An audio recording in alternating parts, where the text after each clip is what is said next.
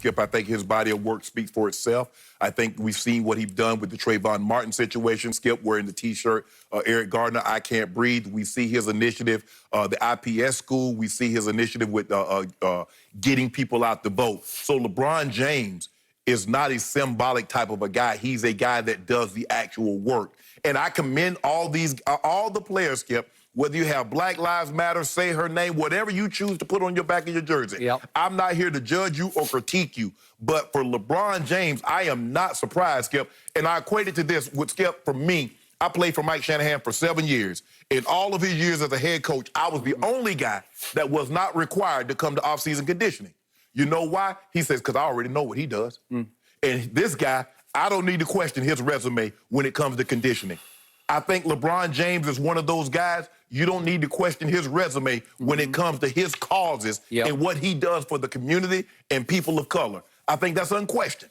Okay. And so for me, I don't have a problem with it. I saw Kyle Korver doing Black Lives Matter. Kyle Korver has been very outspoken that he's been reading up, and he says, you know what? We need to do more. I need to do more. We need to do more as a society, as a white society. We need to hear our black brethren call and come to order. So, Skip, I am not surprised that LeBron James chose this path because, you know, that's a great symbolic gesture. But at the end of the day, LeBron James is about results, and he's been one on the ground getting results. So I am not surprised. I have a lot to say about this. Go ahead. I told you the first day this story broke that there was an approved list, period, end of story. Yes. That it hit me the wrong way. Yeah, you was out front. You didn't like it. This is the time in the growth of this nation in which personalized freedom of expression should be elevated to the top degree, that it should be encouraged, it should be embraced, especially by the National Basketball Association that has been so forward-thinking, so progressive in this area. And it shocked me and it rocked me that the NBA said, here, this is it, and drew these very strict out-of-bounds lines. Here's your list. Here's your list. Now pick one. I do not blame LeBron James for saying, well, wait a second, I had something I wanted to say, but it's not on your list. Right. And LeBron said he did not have any say-so in said list. LeBron James didn't have any say-so? That's surprising. What are you talking about? He's the face of your league. Yeah. He is your ultimate justice warrior in this league. Yeah. Colin Kaepernick in the other league, but this man, not that he's blazed cap trails, but he has been out front, outspoken from well before Colin Kaepernick first took a knee. He has led the charge. So you're right. He's got the greatest resume in this day and age that we're in. Or as we say, equity. Equity. He's built equity. He does. He's bought insurance on this one. So he can do whatever he chooses to do. But when he says, I wish I'd had some say-so, you didn't ask him? I thought Chris Paul was in on this because he's the president of the Players Association. So Chris didn't at least pick up the phone and say, Bron, we're thinking about doing this. You got any ideas? Wouldn't Adam Silver at least touch base with that man about this? Because, Skip, like you said, look, this is what we know about the NBA. The NBA and the NBA PA, Skip, they worked hand in hand. And all the protocols and how they were going to go about their business is that, okay, Michelle Roberts, Chris Paul, talking to Adam Silver, going back and forth. And as you said, they give you a list. And they looking at the list, and LeBron looked at the list like, well, this it? It's like your mom sending you to the grocery. Okay, boy, hey, get what's on that list. Don't bring anything else back in this house that ain't on that list. So basically, they told LeBron, this is the list. Don't you add anything to the back of your jersey that's not on this list. LeBron said, forget it. Okay, forget it. Is it a little bit of LeBron pouting? Maybe a little bit, but it is a very deserved pout in this case. You got to ask him. Or you're going to get that reaction from him. He is, I'm going to get to this in a minute, he's the one player I personally wanted to see whatever message he chose, because that's the one that would resonate the strongest with me. Okay, so at least you could have made a list of what not to do. Like that would be the most you could do is just say, okay, we can't use victims' names because it's going to be a slippery slope of what if we leave somebody out? Right. What if somebody doesn't get picked? Because you saying their death was more important or more tragic. And some families might be too raw to have you putting their name on their back. I don't know. You'd have to make sure you cleared it. Even though with the each family. WNBA, I think they're using female victims. Okay? If I'm not mistaken, I could be wrong, but I think you would have to draw a line about defamatory, you know, too negative. No F to police, no F-12. Okay, and yet with as I was speaking of our commander-in-chief, I think he would be fair game. If you want to put that on, you can't put F-45. No. Come on, Skip. Well, not F, but if you wanted to take issue with his, because he's taking issue with you, right. So I would call him fair game, but that's debatable. Right. Okay, now that's all you should have done. And Jaylen Brown and Mike Scott. It was like a day later. They said, "What is this?" Right. And Jaylen Brown gave his 3 examples of things he'd already thought of. Personal, individualized freedom of expression. He wanted to say, break the cycle. I'm good with that. Inequality by design. That's deep. I like that one. Like it. And then this might be your favorite. Results. Right. Results. What have you told me? You need to see some results. That's what I need to see. No more lip service. No more, we're open to this. You need results. Right. Okay, well, those 3 are not on the list right now. Okay? So good for them. Mike Scott just said they swung and missed on this one. Well, they did. Now that brings me to LeBron James. I'm going to speak strictly as the white guy over here.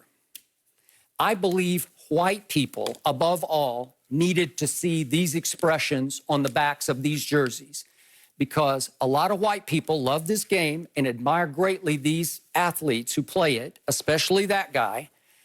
White people needed to constantly be reminded of what your messages are. Maybe, because you told me early on, okay, it's just a lot of talk, it's symbols. What did you say? It's just symbolic gestures. It's just symbolic gestures, and you're tired of symbolics. That's you, and that's great, and I respect that. Now I'm talking about me, because I think I have some feel for how white people think. Absolutely. They need to. This needs to be driven home. The conversation needs to be kept aflame. It cannot fade. And those messages would mean a lot to white people if for, I think it's going to be 4 games or so that they would wear them. Right. If you keep seeing these. But you could continue. You can, if you want. Yes, yes. But remember, it's subliminal. It's subconscious. We need to be bombarded with these messages. You do, Skip, and it already had started rubbing some white people the wrong way because you saw the senator that sent the email and asked the NBA, well, why don't you put the military? Why don't you put the police? I got it, but you know that's going to be out there. I'm talking about a majority of white people. I believe a majority, and I don't have a scientific poll, but I believe a majority of white people in this country, for the first time in its history, have opened eyes, minds, maybe even hearts to, aha. Yes, I agree. You're going through that? I agree. That's happening? Wait, all these unarmed black men and women are getting murdered by white cops? What is that about? And we saw so many white, mostly kids or younger white people out protesting to the point that I kept telling you, some nights I watch the protests, it feels like there are more white people out there than black people. And they're still. Okay, and they're still going. Skip, I think the thing is, and maybe this happened suddenly, but if you look at the NFL says, okay, at the beginning of the year, you tell us the cause because you see the cause for the players put on their cleats. Yep. You bring it, okay, you bring your cause to the NFL. They vet it. They let you put it on your shoe moving forward. Skip, if you remember, and I know you remember this, Skip, when it came to the footballs, you know the 2 guys that went to the NFL says, we want more access to the footballs. We want to be able to handle them. It was 2 guys. It was Peyton Manning and Tom Brady. Yeah. There's a reason why. Sure. Anybody else, they're like, man, get out of here. Agreed. But those 2 guys carried the lion's share of the weight. Okay. And they said, we want to have more access to the footballs because this thing of one day, so now you get to rub the balls down, you get to handle the balls, and sometimes you look at the ball like, damn, that ball like it played with in the 60s. That's because they've handled it so much. Okay, I got it. Okay, so in the end, if that guy chooses just to put James on the back of his jersey, I promise you this is going to be the subliminal message to a lot of white people who don't know the nuances of the story, the depth of the story the way you and I know it. You know what it's going to say to them? if he doesn't care enough to put a message on the back of his jersey, maybe I, as a white guy, white woman, shouldn't care either. Maybe he's let it go now. Maybe all that's over now, and I don't want that to happen. He should have been the key to this with his personalized expression. I don't know. He is a very creative thinker. He would have come up with one where I would have said, whoa, hadn't thought of that. Maybe he wanted more than an athlete on the back. Maybe he did. And speaking of that, I don't want him now to look like he is just shutting up and dribbling, because that's how it's coming. Well, I'm just telling you, it's how it's going to come across. Some people are going to say, well, which is the narrative he despises the most. Right. And he fell right into that quote-unquote trap because he got pushed into the trap by his commissioner for not involving him in this process and allowing complete freedom of expression. Skip, I'm not so sure that every time that he steps to the podium or they ask him a question, and he's going to say, yeah, we're down here to win a championship, but we know about the issues that's going on outside of this bubble that we want to bring resolution to. Okay. That seems like that's him. Okay. And I'm sure all of the guys will have something to say about this movement and about change that's being brought about. I hope so, and he definitely will. But I don't, look, he's the one guy who early on, he said very little about Black Lives Matter lately because of his resume. He's already done that. And a lot of times LeBron is LeBron, so it's like, I already did that. Now that everybody's doing it, I don't want to do it now. It's not what I do. I break ground. I'm out front. I lead. I don't follow. I lead. But it's been weird to me. So all he's talked about from day one was, I'm all in for basketball. Well, if any other star without his background and resume and track record in this area had done that, I think they would be